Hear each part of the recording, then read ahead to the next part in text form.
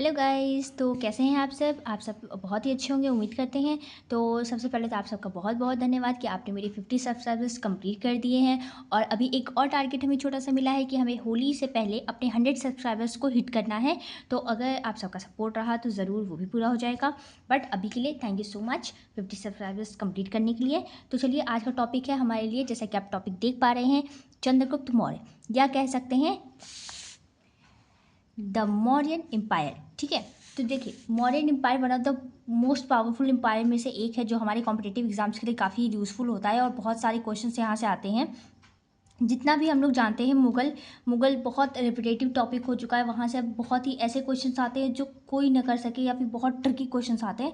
But Maurya Gupta period, और फिर post Gupta period, फिर प्री मौर्य पीरियड या पोस्ट मौर्य पीरियड, ये सबसे काफ़ी क्वेश्चंस फंसते हैं। क्योंकि ये सब ऐसे ऐसे टॉपिक्स हैं जिनके क्वेश्चंस आप रिपीट भी करेंगे ना, तब भी आपको बहुत सारे ऐसे ऑप्शंस मिलेंगे जो आपको डिफरेंट डिफरेंट होंगे। तो चलिए, आज मैं इसी चीज़ को पढ़ रही थी, मैं सोचती हूँ आप सबका भी रिवीजन करा दिया जाए एक छोटा सा। तो ये बुक बहुत अच्छी है, जिसमें मॉडर्न एम्पायर के बारे में थोड़ा ज़्यादा दिया नहीं है, लेकिन बहुत रिवीजन पर्पज से बहुत अच्छा है। तो चलिए, इसमें जो जो टॉपिक्स हैं उनको कवर कर लेते हैं और ख़त्म करते हैं जल्दी से। आज हमारा टॉपिक है मॉडर्न एम्पायर उसे। ठीक है, तो ये एक क्विक रिवीजन होने वाला है जो आपके कॉम्पिटेटिव एग्जाम में आपको बहुत हेल्प करेगा। तो अगर आपको एक रिवीजन पर्पज़ के लिए देख रहे हैं तो you must watch this video, ये आपकी बहुत हेल्प करेगा। एंड ऑफ द वीडियो आपको खुद लगेगा कि आपने बहुत जल्दी बहुत ज़्यादा रिवीजन कर लिया है। ठीक है, देखिए, होता क्या है कि पहले के टाइम पे बहुत छोटे छोटे गांव हुआ करते थे। वैदिक सिविलाइजेशन के बारे में बात चल रही है। तो वो छोटे छोटे गांव क्या हुए, धीरे धीरे वो डेवलप हुए और वो नगर बने, नगर या शहर बने। शहर बनने के बाद धीरे धीरे उनको ढेर सारे जनपद में बांट दिया गया, मतलब जनपद बन गए वो, एक जब इकट्ठा होने लगे तो। और जनपद के बाद धीरे धीरे जब वो और ज़्यादा बड़े हो गए तो उन्होंने एक कंबाइनली एक महाजनपद का आविष्कार कर लिया। यानी कि वही धीरे धीरे, जैसे समझ लीजिए छोटा सा आपका गांव था, वो धीरे धीरे बन के शहर बन गया। अब शहर बनने के बाद अब वो धीरे धीरे जनपद बना, और जनपद से धीरे धीरे वो महाजनपद बन गया। अब जो महाजनपद बने वो लगभग लगभग हमारे पास 16 महाजनपद थे। ठीक है, इन 16 महाजनपद में सबसे जो पावरफुल जनपद था या महाजनपद था वो कौन था? मगध। ठीक है, अब मगध का राजा जो था ये कौन था उस वक्त? नंदा डायनेस्टी का धनानंद था। अच्छा, एक और बात, मगध की 2 कैपिटल्स थी। ठीक है, सबसे पहले क्या था? राजगिरी, उसको चेंज करके, यानी कि बाद में वो चेंज हो गया और उसका क्या बन गया मगध का कैपिटल? पाटलिपुत्र। ठीक है, तो आपको ये दोनों पॉइंट याद रखने हैं कि मगध का एक कैपिटल जो पहले था वो राजगिरी था, उसके बाद कुछ टाइम बाद वो कैपिटल चेंज होकर पाटलिपुत्र हो गया था। ठीक है, और जो नंदा डायनेस्टी का राजा था, वो लास्ट जो रूलर है नंदा डायनेस्टी का, वो कौन है? धनानंदा। ठीक है, अगर आपने टीवी सीरियल देखा हो चंद्रगुप्त मौर्य तो आपको थोड़ा बहुत जानकारी होगी कि ये नाम आपने उसमें कैरेक्टर में सुना होगा। ठीक है, धनानंद करके उसमें राजा जो था वो था, और वो लास्ट रूलर था। तो उस वक्त क्या होता है कि अगर आपने थोड़ा बहुत भी जानते हैं इस बारे में तो आपको पता होगा, या सीरियल के थ्रू भी आपको थोड़ा बहुत पता चला होगा। अगर आपने देखा है तो, नहीं देखा तो कोई बात नहीं। उसमें एक ग्रीक कन्क्रूअर था, मतलब एक ग्रीक का शासक था जो कि अलेक्जेंडर नाम था उसका। और वो यहाँ पे जहाँ पे धनानंद था वहाँ के एरिया में उसने सोचा था कि वो डिफीट करेगा, मतलब वो यहाँ पे उसने जंग छेड़ दी थी, लड़ाई कर दी थी, जिसमें उसने तक्षशिला को, ठीक है, और तक्षशिला को वहाँ पे बीट कर दिया था। देखिए यहाँ पे लिखा हुआ है ना कि the Greek conqueror defeated Taxila, Taxila को उसने हरा दिया था। और जो छोटे छोटे राज्य थे उनको भी हराया था, लेकिन उसके पास इतनी हिम्मत नहीं थी कि वो मगध पे अटैक कर सके। मतलब कि उस समय मगध पावरफुल था, और इतना था कि कोई भी बाहरी इंसान उस पर अटैक करने से बहुत ज़्यादा घबरा रहा था। उसके पास इतनी हिम्मत नहीं थी कि वो मगध पर अटैक कर सके। तो इसीलिए उसने डिसाइड किया कि अब मुझे यहाँ नहीं रहना, अब मैं जाऊँगा वापस, क्योंकि मेरी तो हिम्मत है नहीं। ठीक है, अब उसके बाद क्या हुआ, लेकिन अगर किसी भी रस्सी को अगर हम काटने जाते हैं तो वो रस्सी को अगर हम बार बार बार बार काटने की कोशिश करें तो वो रस्सी अगर एक बार में नहीं कट रही, 2 बार में नहीं कट रही, 3 बार में नहीं कट रही, लेकिन कमज़ोर ज़रूर हो जाएगी। तो इसी तरीके से उसने जब लड़ाई लड़ी थी तो ये जो पंजाब वाला एरिया और अफ़गानिस्तान वाला एरिया है, यानी कि ये पंजाब वाला एरिया इधर वाला और अफ़गानिस्तान इधर वाला एरिया, तो ये दोनों एरिया जो थे वो थोड़े थोड़े वीक हो गए थे। वीक इन द सेंस कि वहाँ पे मिलिट्री पावर थोड़ा कमज़ोर हो गया था, लोगों का सोशल पावर, इकोनॉमिकल पावर सब थोड़ा थोड़ा वीक हो गया था, जिसकी वजह से वो एरिया थोड़ा सा कमज़ोर हो गया था। और यही वक्त है जब हथौड़ा गर्म है ना, और इसी वक्त लोहा गर्म है, हथौड़ा मारा जाएगा। ठीक है, तो अब इसी वक्त यहाँ पे ये चीज़ हुई है और मौर्य जी ने, यानी कि चंद्रगुप्त मौर्य जी का यही से राइज होता है, यानी कि 321 BCE से लेकर के 297 BCE तक ये राज करते हैं। और ये कैसे राज करते हैं? जो पहले रूलर थे मौर्य डायनेस्टी के, वो कौन थे? चंद्रगुप्त मौर्य। अब यहाँ पे क्या होता है कि इन्होंने कैसे क्या किया, इन्होंने धनानंद को, ठीक है, हराया। और इन्होंने पंजाब के साइड से, देखिए इन्होंने क्या किया, बहुत अच्छा दिमाग लगाया। इन्होंने थोड़ा सा आर्मी का एक ग्रुप इकट्ठा किया, छोटा सा आर्मी बनाया अपना। उसको उन्होंने क्या किया, पूरा पंजाब वाला एरिया जितना भी क्षेत्र था वो वीक तो हो ही गया था अलेक्जेंडर के वार से। अब इसके बाद इन्होंने उसी को हथिया लिया और इसके बाद इन्होंने धनानंद को भी हरा दिया। किसकी हेल्प से? इनके जो गुरु थे, जिनको हम लोग बहुत चाणक्य नीति करते हैं, वही तो उन्हीं के गुरु थे चाणक्य, जिनको कौटिल्य के नाम से या विष्णुगुप्त के नाम से भी जाना जाता है। उन्होंने इनकी हेल्प करी और धनानंद को हरा दिया। ठीक है, इसके बाद इनका राज धनानंद जी का ख़त्म हो गया और यहीं पे हमारी नंदा डायनेस्टी का पूरा एरा ही ख़त्म हो जाता है। और यहीं से शुरुआत होती है मौर्य डायनेस्टी की, मौर्य एम्पायर की, या चंद्रगुप्त मौर्य के राइज की। ठीक है, तो अब यहाँ पे क्या होता है कि चंद्रगुप्त मौर्य जो थे, उन्होंने मगध को जीत लिया था। ठीक है, अब होता क्या है कि सेलेसियस निकेटर, अब देखिए ये कौन थे। अगर हम बात करते हैं, छोटा सा बॉक्स यहाँ पे दिया हुआ है, इसमें पूरी जानकारी है कि 305 BCE में सेलेसियस निकेटर जो थे वो एक ग्रीक जनरल थे, जिन्होंने अलेक्जेंडर को हराया था। हराया क्या था मतलब, अगर मे भी उनकी मृत्यु हो जाती थी या हो गई होगी, तो उसके बाद ग्रीन जर्नल जो थे, ये सेलेसियस निकेटर, ये इनकी जगह पे आए थे और इन्होंने पूरा ईस्टर्न पार्ट अपने अंडर कर लिया था, साम्राज्य बना लिया था। वो चंद्रगुप्त से हार गए थे और शांति बनाए रखने के लिए उन्होंने अपनी बेटी हेलेन की शादी चंद्रगुप्त से करा दी होगी और दहेज में उन्होंने मांग लिया पूरा एरिया। ठीक है, हिस्ट्री में यही होता है। ठीक है, अब उसके बाद क्या हुआ, इन्होंने सेलेसियस निकेटर को हरा दिया, जो कि अलेक्जेंडर के ही जनरल थे, और वहाँ पे ईस्टर्न एम्पायर इनका पूरा ले लिया। अब इससे क्या होता है, इससे इंडिया पे, यानी कि जो इंडिया का नक्शा है उसका जो नॉर्थन पार्ट है, उस पर चंद्रगुप्त मौर्य का अच्छा खासा पकड़ बन गया था। अब इनका लगभग मेजर राज्यों में इनकी रूल चलती थी। ठीक है, तो अब मैग्नीज एक राइटर हैं, बहुत पॉपुलर राइटर हैं, आपने हिस्ट्री में बहुत बार इनका नाम सुना होगा। उनके अकॉर्डिंग ये कहा जाता है, उनकी जो बुक है इंडिका, ठीक है, या इंडिया वो नहीं बोल पाते होंगे, वो इंडिका कह देते होंगे। तो उसमें उन्होंने क्या बताया है कि चंद्रगुप्त मौर्य जो थे, उनके राज्य में जो मौर्य किंगडम था वो अच्छी तरीके से कैसे बढ़ रहा था, क्या क्या उन्होंने कहा था। तो चंद्रगुप्त के बारे में उन्होंने क्या बोला है कि चंद्रगुप्त जो थे, उन्होंने सारे स्टेट पर अपनी पावर रखी थी। वो अपने आर्मी के चीफ कमांडर भी थे, है ना, कमांडर इन चीफ थे। और उन्होंने एम्पायर को, मतलब जो भी उनका राज था, उसको 4 पार्ट में बांटा हुआ था और हर एक पार्ट के लिए एक राजा या एक राजकुमार था, जो उस एरिया की देखभाल करता था। उसमें जितनी भी चीज़ें होती थी उसको ठीक करके रखता था, या कोई भी गलती हो जाती थी वो उसकी जिम्मेदारी हुआ करती थी। ठीक है, अब इसमें इनके 4 एक तरीके से पार्ट इन्होंने बना दिए थे उनके राज्य के। तो सबसे पहला जो कैपिटल था उनका क्या था, तोशाली, जो कि ईस्ट में था। वेस्ट में उज्जैन है, साउथ में स्वर्णागिरी है, और नॉर्थ के साइड में उन्होंने बनाया है तक्षशिला को। और इन सब का एक कैपिटल क्या था, पाटलिपुत्र। यानी कि इन्होंने 4 पार्ट बांट दिए, तोशाली ईस्ट में, वेस्ट में उज्जैन है, साउथ में स्वर्णगिरी है, और नॉर्थ में तक्षशिला है। मतलब आप देख रहे हैं, चारों खाने चित करके बैठे हैं ये, हर एक कोने को पकड़ के रखा है इन्होंने। तो यही इनका एक तरीका था जिसकी वजह से चंद्रगुप्त पूरा लेके बैठे थे। इसके बाद आती है कि चंद्रगुप्त सिर्फ मतलब कह लीजिए कि एक अच्छे राजा ही नहीं, एक अच्छे इंसान भी थे, मतलब वो बहुत बढ़िया शासक भी थे। तो वो तो है ही, उन्होंने एक कोर्ट बनवाया था, ओपन कोर्ट बनवाया था, जिसमें वो लोग किसी भी जैसे जो प्रजा उनकी थी उनके बारे में, या उनकी जो भी दिक्कतें हुआ करती थी उनको रीएड्रेस करते थे, उनको बताते थे कि आपकी क्या दिक्कत है, तो उससे हम क्या कर सकते हैं, कैसे ठीक कर सकते हैं। मतलब वो अपनी प्रजा का भी बहुत अच्छे से ख्याल रखते थे, इसलिए उन्होंने ओपन कोर्ट बनवाया था। उसके बाद पाटलिपुत्र हो गया, तक्षशिला हो गया, उज्जैन हो गया, ये सब इम्पॉर्टेंट सिटी हैं जहाँ पे ट्रेड वगैरह होते थे, ये सेंटर होते थे इन सब के।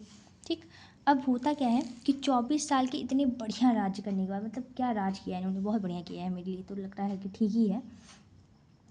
तो 24 साल तक इन्होंने बहुत अच्छा राज किया। फिर इन्होंने क्या किया, इन्होंने जैनिज़्म को अपना लिया और इन्होंने अपने जीवन के अंतिम जो क्षण थे वो उन्होंने अपने अपने आत्म के दंड के, या फिर कह लीजिए सेल्फ मोटिफिकेशन, मतलब ये होता है कि अपने आत्मा की शुद्धिकरण के लिए इन्होंने व्रत करना स्टार्ट किया, जैसे संतारा कहा जा रहा है, और उसी व्रत के दौरान इनकी मृत्यु हो गई, जिसकी वजह से इनका पूरा कार्यकाल और इनका जीवन काल दोनों ही समाप्त हो गया। और इस तरीके से चंद्रगुप्त मौर्य जो हैं वो हमारे बीच नहीं रहे, अभी भी नहीं है, उस वक्त भी नहीं रहे। और इसके बाद होती है एंट्री बिंदुसार जी की। बिंदुसार जी जो थे, इनका नाम बिंदु भले है, लेकिन मैंने इनके अकॉर्डिंग एक स्टोरी सुनी है कि शायद इनके 100 पुत्र थे, और अशोक जो थे वो इनके 101वें पुत्र थे। इतनी रानियाँ थी, इतने बच्चे थे इनके शायद, और इनका नाम बिंदुसार है। इनका नाम बिंदुसार नहीं है, बिंदुसारा है। बिंदु के लिए इनका पूरा अर्थ हो गया एक तरीके से। तो जो भी है वो सब में भी पता नहीं कितना सच है, उसमें हिस्ट्री का कोई वो पुख्ता सबूत मुझे नहीं लगता उसका है मेरे पास कोई, मैंने सुना था कहीं या पढ़ा था वो ऐसे ही। तो बिंदुसार जी जो थे वो पुत्र थे चंद्रगुप्त मौर्य जी के, और बिंदुसार को और एक दो नाम से जाना जाता था, जिसे हम कहते हैं महासेना या अमृत घाट, ठीक है। और तो इनका ये भी नाम था। तो अब इन्होंने क्या किया था, बिंदुसार जी भी बहुत तेज़ थे, इन्होंने 16 राज्यों, ठीक है, 16 राज्यों के शासकों को हराया, और उनकी ज़मीन भी अपने साम्राज्य में जोड़ ली। मतलब कुल मिला के ये तो वही बात हो गई कि ये उस वक्त के आकाश अंबानी थे कि पिता ने एक एम्पायर खड़ा कर दिया है, अब उसके बाद उसमें ऐड करते जाइए, उसको बढ़ाते जाइए, है ना। इन्होंने भी वही काम किया, अपने पिताजी की जगह 16 राज्यों को हथिया लिया, है ना, और उसको बढ़ा दिया अपने एम्पायर में, और बढ़ गए। तो इस तरीके से जो मौर्य एम्पायर था वो बढ़ता चला गया पूरे इंडिया में, ठीक है। लेकिन एक्सेप्ट कलिंगा। अब कलिंगा क्या है, आज का उड़ीसा है जी। पहले इसको कलिंगा कहा जाता था, अब इसे इसी जगह के नाम को उड़ीसा कहा से जाता है, और इसे हम इसी नाम से जानते हैं। और ये कुछ राज्य भी जो थे साउथ के वो भी रह गए थे। तो अब मौर्य ने सोचा कि देखो ये कलिंगा वाला छोड़ के बाकी सबसे तो रिश्ते अच्छे बना के रखने हैं, मतलब साउथ वाले में थोड़ा बहुत छूटा हुआ है तो वहाँ के रिलेशनशिप अच्छे बना ले, ताकि बाद में उसको भी हथिया ले, है ना। तो ये बढ़िया बना के रखे थे सबसे। और उसके बाद आता है टर्न कि ये जो बिंदुसार जी थे, इनको हटा के अशोका जी आ जाते हैं। इन्होंने अपने बड़े भाई को भी मारा था, मतलब हराया था। कैसे हराया था कि बिंदुसार जी जो थे, रूल होता है ना, ये बड़ा बेटा जो है वो राज करता है, तो इनका बड़ा बेटा रहा होगा सुशीमा, ठीक है। अब उन्होंने क्या किया, इनको हरा दिया सुशीमा को, अशोका ने। और उन्होंने इसी सुशीमा जो उनके बड़े भाई थे उनको हराने पर एक टाइटल लिया, देवानम प्रिया, ठीक है, यानी कि द बिलव्ड ऑफ गॉड्स, जो भगवान को बहुत प्यारा हो, ठीक है। इनका नाम क्या पड़ गया, देवानम प्रिया। तो अगर आपसे क्वेश्चन कभी पूछता है कि अशोका जो थे उन्होंने किसको हराया था और उसको हराने के बाद इनको क्या टाइटल मिला था, तो इनका आंसर ये होगा कि इन्होंने अपने बड़े भाई सुशीमा को हराया था, और जिसके बाद इन्होंने एक टाइटल मिला था, कमाया था उसे, देवानंद प्रिया, जिसका मतलब होता है द बिलव्ड ऑफ गॉड्स, ठीक है। अभी तक किसी का अनदर नेम नहीं मिला है सिवाय बिंदुसार जी के और अशोका जी के। तो अशोका जी का ये नाम ज़्यादा इंपॉर्टेंट है, क्योंकि बिंदुसार ठीक है, मतलब ठीक है, उनका नाम महासेना और अमृता घाट है, बस इतना ध्यान देना है हमें, ठीक। तो ये हमारी बात हो गई। और ये मैप है जो अशोका एम्पायर का था 265 BCE में। इतना ये पूरा हथिया के रखे हैं सारा कुछ, एक जगह नहीं छोड़े हैं, कोना नहीं छोड़े हैं कि जहाँ पे कोई और आके राजा कर ले। लेकिन उड़ीसा छूटा है, अभी देखिएगा उड़ीसा एक ऐसा मोड़ लेके आएगा अशोका जी के जीवन में, जिसकी वजह से इनका पूरा जीवन ही पलट के रह जाएगा, ठीक है। चलिए उसको देखते हैं फिर। देखिए, अब एक राइटर थे, ब्रिटिश हिस्टोरियन थे कह लीजिए, H.G. वेल्स। इन्होंने क्या बोला था अशोका के बारे में कि अगर कभी ऐसा हुआ कि अगर इतिहास कोई पन्ने को पलटता है तो इतिहास में करोड़ों राजाओं की लाइनें लगी होंगी, और उनके 10,000 नाम में से, हज़ारों नाम में से कोई 10,000 नाम में से एक जो अशोका है उनका नाम ऐसा चमकेगा, अकेले चमकेगा जैसे कोई तारा है। ये उनकी कथन थे, ठीक है। अब अशोका क्या होते हैं, अशोका अपने टाइम के बहुत अच्छे राजा थे, और एज अ राजकुमार भी वो बहुत ही ब्रिलियंट कमांडर भी थे। उनकी रणनीतियाँ काफ़ी अच्छी होती थी, और एज अ राजा उन्होंने अपनी जो कैपिटल थी, जो पाटलिपुत्र उनकी जो कैपिटल थी, उसको काफ़ी अच्छे हुए से संभाला हुआ था, उसको रूल किया था बढ़िया से, ठीक है।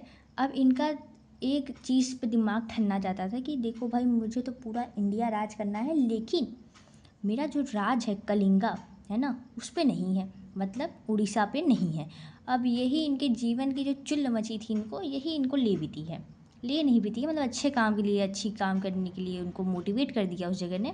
कैसे किया देखिए, अब होता है, इसको सीखेंगे कैसे हम लोग, कलिंगा वॉर से सीखेंगे। कलिंगा वॉर क्या है, 261 BC में हुआ था, जब अशोका राजा बने थे। और कलिंगा एक ऐसा राज्य था जो कि मौर्य के कंट्रोल में नहीं था। ये भी बढ़िया क्वेश्चन है, कोई पूछ सकता है या किसी कॉम्पिटिटिव एग्जाम में आ सकता है, ऐसा कौन सा राज्य था जो मौर्य कंट्रोल नहीं कर पाए थे। ठीक है, तो इसका आंसर है कलिंगा। उड़ीसा देता है तो वो भी ठीक है, लेकिन अगर उस वक्त के हिसाब से देखा जाए तो Kalinga is the better option, तो कलिंगा के साथ जाएंगे हम। कलिंगा एक बहुत ही इम्पॉर्टेंट रोल प्ले कर रहा था उस वक्त, मतलब वो ऐसी ज़मीन थी जिसके लिए सब लड़ाई हो रही थी मौर्य की तरफ से। तो अब होता क्या है कि कलिंगा को कंट्रोल करने के लिए ज़मीन जो है ना, तो ये पानी वाले रास्ते से, यानी समुद्र वाले रास्ते से, साउथ के रास्ते से जाते हैं। और वहाँ पे अशोका लड़ते हैं कलिंगा को पाने के लिए, लड़ाई वड़ाई चलती है उनकी, और अशोका वो लड़ाई जीत भी जाते हैं। लेकिन जो उसका परिणाम था लड़ाई का, वो बहुत ही भारी रहा था और बहुत ही दुखजनक था। यानी कि उसमें कम से कम 1 लाख सिपाही और आम आदमी मारे गए थे, और उसमें से 10,000 सिपाही तो मौर्य आर्मी के ही थे। तो अब इससे अशोका इतने डर गए, या बहुत इतना उनको बुरा लगा इस बात को देख करके कि वो जहाँ देख रहे हैं, अपनी नज़र घुमा रहे हैं, वहाँ पे खून के छींटे पड़े हुए हैं, इतनी हिंसा हुई है, इतना नरसंहार हुआ है, इतना बर्बादी हो गया था वहाँ पे, कि जिसकी वजह से इनको बिल्कुल भी अच्छा नहीं लग रहा था, अपनी आत्मा की शांति नहीं मिली थी इन्हें, जिसकी वजह से ये इतनी लड़ाइयाँ भी लड़ चुके थे ना। ये मतलब ये इतने राजा हैं, ये ऐसे राजा थे उस इतिहास के, जिन्होंने बहुत लड़ाइयाँ लड़ी हैं और बहुत जीती भी हैं। और जिसकी वजह से क्या होता था कि अब अशोका अपने इतना खून खराबा देख लिया, जिसकी वजह से इनका मन बहुत ही ऐसा हो गया कि नहीं, अब मुझे लड़ाई नहीं लड़नी, अब मैं बनूंगा एक स्पिरिचुअल लीडर बनूंगा, मतलब मैं अब एक अपनी पूरी ये जो लड़ाई वड़ाई है इन सब का जीवन में त्याग कर दूंगा, और अब मैं एक सादा जीवन, उच्च विचार वाला काम करूंगा जीवन में अपने। ठीक है, तो ये इन्होंने सोचा इस कलिंगा वॉर के बाद। ठीक है, तो इन्होंने क्या किया, इस चीज़ को अपनाने के लिए इन्होंने बुद्धिज़्म का सहारा लिया, ये बुद्धिज़्म को अपनाने लगे। ठीक है, तो अगर आपसे क्वेश्चन पूछता है कि चंद्रगुप्त मौर्य जी ने कौन सा धर्म अपनाया था, तो वहाँ जैनिज्म है, और अशोका का पूछेगा तो वहाँ बुद्धिज़्म है।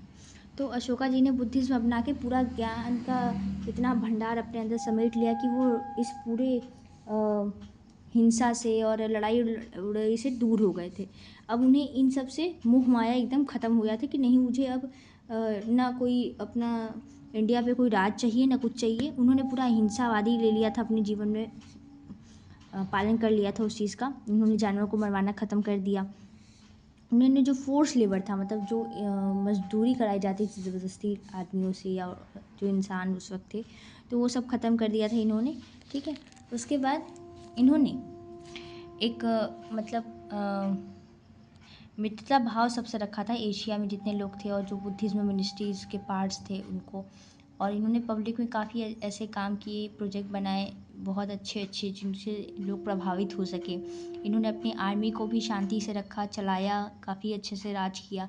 तो लगभग 40 वर्ष तक इन्होंने पूरी शांति, श्रद्धा, एकता, संपन्नता इनके साथ अपने राज्य को चलाया, अपना साम्राज्य मेंटेन किया।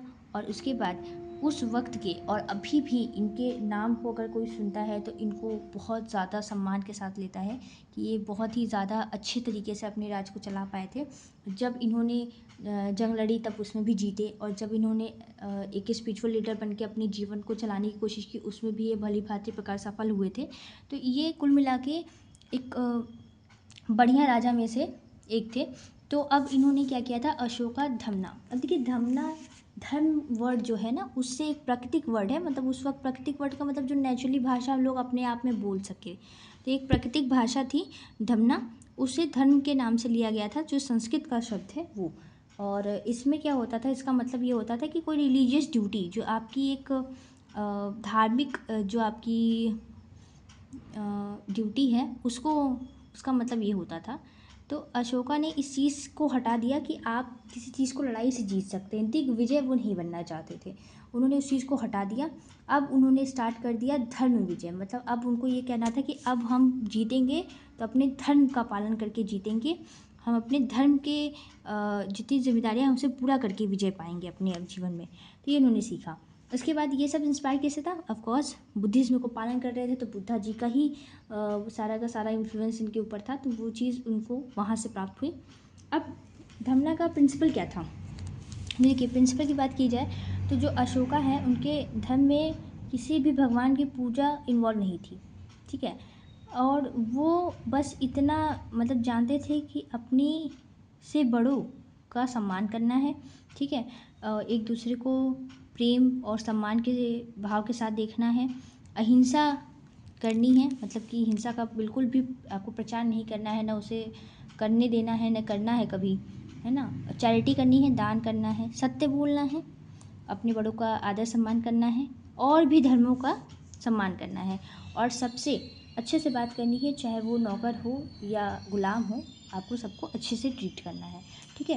तो अभी तक के लिए इतना मुझे लगता है कि काफ़ी है, बहुत ज़्यादा अच्छी बातें हो गई हैं। अब इसके बाद का जो पार्ट है ये हम लोग कल करेंगे या बाद में कभी मैं करूँगी, क्योंकि मुझे ऐसा लगता है कि अभी इतना टॉलरेट हो जाए, इतना मैं सीख ली हूँ। अभी मैं इसका पार्ट 2 बना दूँगी। इस पार्ट 2 में हम लोग बाकी जो मौर्य के चीज़ें हैं, जो उनके आर्कियोलॉजिकल रिसोर्सेस हैं, और जो भी उनका ऑक्यूपेशन या रेवेन्यू का तरीका होता था, या जो उसमें किसान हुआ करते थे वो कैसे रहते थे। फिर उसके बाद अभी जो इंडिका है, जो मौर्य के ऊपर मैगनीज ने बुक लिखी है, वो फिर अर्थशास्त्र लिखा गया है कौटिल्य के द्वारा, वो सब भी उस किताबों के बारे में बात करनी है। तो ये सब चीज़ें पार्ट 2 में हम लोग करेंगे, जो कि कल या परसों मैं अपलोड ज़रूर कर दूँगी। तब तक आप इस वीडियो को प्यार बनाइए रखिए, और इस वीडियो को जितना हो सके उतना शेयर करिए, अपने दोस्तों को शेयर करिए, आप भी कोई भला काम करिए जिससे उससे भी रिवीजन करने के लिए हेल्प हो जाए। और यहाँ तक अगर आपको ये वीडियो समझ में आई हो और अच्छी लगी हो तो प्लीज़ लाइक शेयर सब्सक्राइब करना ना भूलें, और ज़रूर से होली से पहले 100 सब्सक्राइबर कंप्लीट करा दीजिए। आप सबका बहुत बहुत धन्यवाद, आप यहाँ तक बने हैं, और अगर आप यहाँ तक बने हैं तो इसका मतलब आपको वीडियो पसंद आ रहा है, तो आप लाइक किए बिना नहीं जाएंगे। धन्यवाद, बाय बाय।